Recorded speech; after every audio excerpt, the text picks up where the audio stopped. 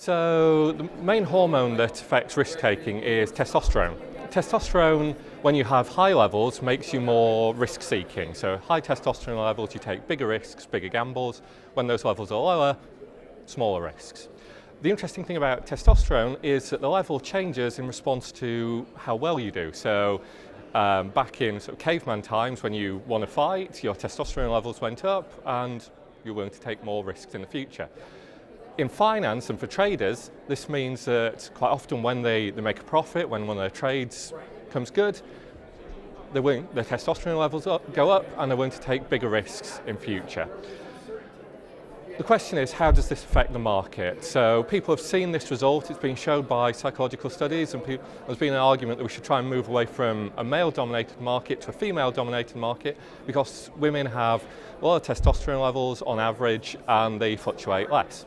Okay, so my work is all about saying, well, if we did make this move, what would be the effect? And it's very hard to check. It's very hard to go out and suddenly change the gender of 70% of the financial markets. So we do this theoretically. We build a model which incorporates how people invest, but also incorporates testosterone and how hormone levels change. What we find are three main results. Firstly, having more women in the market will increase daily volatility. Okay? But this is offset by a decrease in the higher moments, in particular a decrease in the probability and size of extreme crashes. Okay?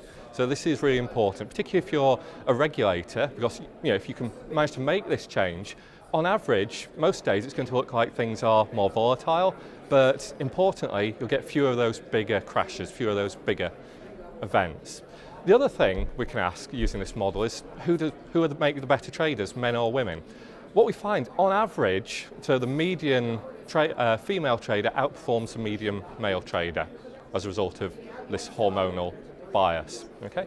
But if you look at the distribution overall, the very top traders are men, and this is due to this essentially repeated betting. They make a profit, they take a bigger risk, they make further profits.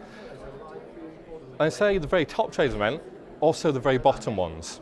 Okay? So this is nothing to do with skill, this is luck. Okay? So the average woman outperforms the average man, but because of the risk-taking behaviour that comes about through the hormones, men occupy both ends of the distribution. So if you have a culture or a reward system where you only reward those few traders at the very top, this is going to naturally reward those. It's going to tend to bias the population towards men, but it's also going to tend to reward those who took the biggest gambles, not necessarily those that are more skilled. So that's a really important point to emphasise. Even though you do see more men at the top of the distribution, this is just down to essentially luck and hormones, not skill.